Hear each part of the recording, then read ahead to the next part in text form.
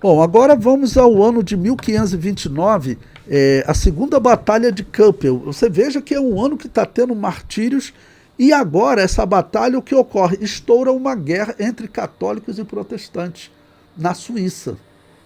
Então, e essa guerra vai durar 2 anos, para vocês verem que não é uma coisa pequena, não. E essa é uma guerra entre católicos e protestantes, tanto que Zwinglio está lá lutando, porque a Suíça estava dividida. Veja, já são 10 anos de reforma na Suíça, já que a reforma lá é considerado que começou em 1519. Uma parte da Suíça, alguns estados, né, como fosse Rio de Janeiro, Minas Gerais, o Espírito Santo, um exemplo, adotaram o protestantismo. São Paulo, Mato Grosso do Sul, um exemplo, disseram, não, nós somos católicos. E agora então vamos fazer o seguinte, vamos nos juntar aqui, nós que somos protestantes, vamos atacar os católicos, e os católicos, e nós também vamos atacar os protestantes. Vamos retomar aquele território que antes era católico. A briga é essa. Essas são as brigas por religião. Se você for na internet procurar as guerras religiosas, é assim que os historiadores chamam. As guerras religiosas.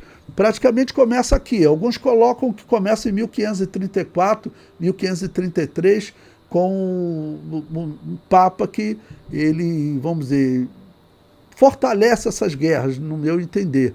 Mas aqui já é uma guerra religiosa. Elas vão durar 200 anos, vão ter várias guerras. Vai ter uma guerra, é só você ver na internet, assim, guerra dos 80 anos, irmãos. 80 anos, católico matando protestante, protestante matando católico pelo domínio da Holanda, dos Países Baixos. A Guerra dos 80 anos foi uma guerra na Holanda. E ela começou entre católicos, nós vamos estudar ela, entre católicos, entre luteranos e calvinistas, para ver quem dominava a Holanda. O calvinismo dominou a Holanda, ou seja, o calvinismo vence a guerra contra os luteranos, é isso mesmo que vocês estão ouvindo. E aí depois os calvinistas dominam a Holanda, mas os católicos atacam. E aí tem uma guerra que dura 80 anos, tem guerra que dura 30 anos. Assim, a Europa viveu um inferno. Os católicos e os protestantes, eles fizeram os europeus odiarem o cristianismo. Hoje, o europeu não quer saber do cristianismo, não quer saber do cristianismo. Se for evangelizar os europeus odeiam o cristianismo. E por que eles odeiam? Por causa dos católicos e dos protestantes. Essa é mais uma razão para eu dizer, olha, eu não tenho nada com o protestantismo. Não? E é por conta dessas guerras. Se você for contar uma história de uma guerra que dura 80 anos, né, não tem como. Nós vamos citar aqui alguns pequenos trechos, não? Mas é o pior período da história da Europa. Para vocês terem ideia, essas guerras religiosas que estão começando, só uma dessas guerras, só uma, que é chamada de Guerra dos 30 Anos, que vai ser de 1618 a 1648, só essa guerra, os historiadores dizem que ela superou a Segunda Guerra Mundial e a Primeira Guerra Mundial. Você pensa, qual foi a guerra que a Alemanha ficou mais destruída? A pessoa vai falar, pastor, foi a Segunda Guerra Mundial. Os aliados passando, jogando bomba, bomba. Pelo menos por 2 anos foram bombas de todos os lados, porque o espaço aéreo da Alemanha acabou sendo dominado e eles ficaram só jogando bomba. Não tem como. A Segunda Guerra Mundial foi a maior. O historiador vai te dizer não. Então a Primeira Guerra Mundial, que chegou a ser usado um pouco também avião, né? Não, também não. E os historiadores ainda vão dizer o seguinte, você tem que somar a Primeira Guerra Mundial, a Segunda Guerra Mundial, somou as duas, aí os historiadores dizem o seguinte, você empatou com a Guerra dos 30 Anos. Para vocês verem o que significa essas guerras católico-protestante. Uma só guerra, ela soma a Primeira e Segunda Guerra Mundial quando trata de destruição na Alemanha, que foi o país mais destruído. E por que dessa destruição? Por que dessa destruição? Porque quando o católico dominava uma cidade de protestantes, ele dizia, esses aí são todos infiéis, estão tentando corromper a igreja de Deus, estão tentando corromper o reino de Deus, temos que matar todos. E eles matavam velhos, mulheres e crianças. Desculpa. E os protestantes faziam o mesmo. Eu contei para vocês, em 1525, quando os protestantes invadiram Roma e acabaram exigindo até resgate do Papa, eles mataram as pessoas, os velhos, mulheres e crianças nos hospitais. Era um ódio, como eu disse para vocês, não é um ódio normal, é um ódio espiritual. Bom, então, essa batalha, né, de 1529, segunda batalha de Kappel. Eu comento. A Suíça estava dividida há 10 anos. Alguns estados, chamavam cantões, seguiam o catolicismo e outros estados seguiam o protestantismo. Os católicos reagiram à implantação do protestantismo na Suíça e estourou a Guerra Civil, né? Os católicos organizaram a União Cristã, essa união dos cantões para poder fazer guerra aos protestantes.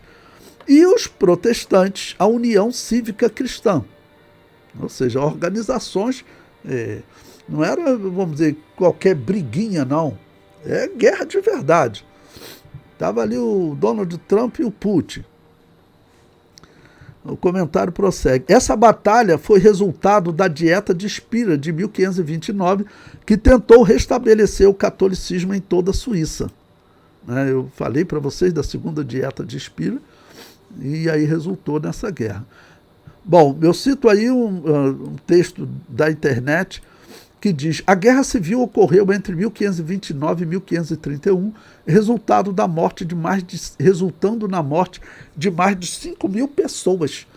Zurique foi atacada pelas forças católicas, porém a resistência protestante conseguiu conter o ataque, sendo que as últimas batalhas ocorreram em Kappel. Ulrich Zwingli participou ativamente dos combates, sendo morto em um deles em 1531. Então, peguei um texto de historiadores, está na internet, Prepare Enem, é um site confiável, mas é algo que assim ninguém tem dúvida disso não. Eles reconhecem essas guerras. O problema é dizer que eles eram cristãos, esse é o problema.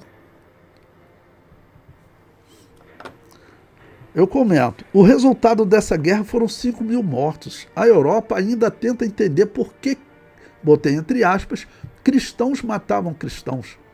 Ao fim da batalha, católicos e protestantes assinaram a Paz de Kappel, permitindo aos estados suíços que escolhessem a religião que seguiriam. A cidade de Genebra passou a ser conhecida como a Roma do protestantismo. E a partir disso, a Suíça ela vai se tornar protestante.